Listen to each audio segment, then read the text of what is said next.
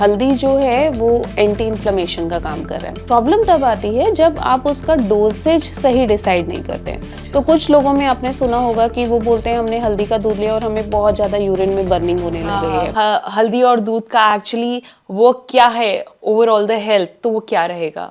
देखिए, हल्दी जो है वो एंटी इन्फ्लेमेशन का काम कर रहा है, या आयुर्वेद की भाषा में बात करें तो वात और पित्त दोनों को बैलेंस, वात और कफ दोनों को बैलेंस करता है।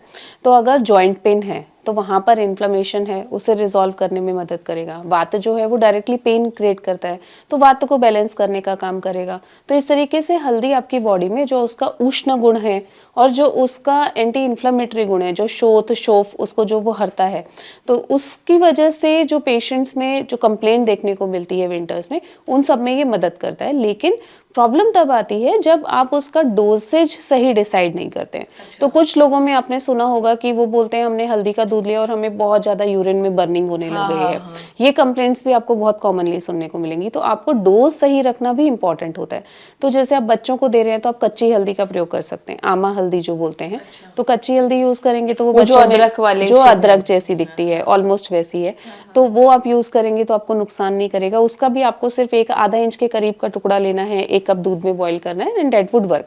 बड़ों में भी अगर आप दे रहे हैं तो जो युवा अवस्था के लोग हैं और जो वृद्धावस्था के लोग हैं, दोनों की अग्नि में फर्क है।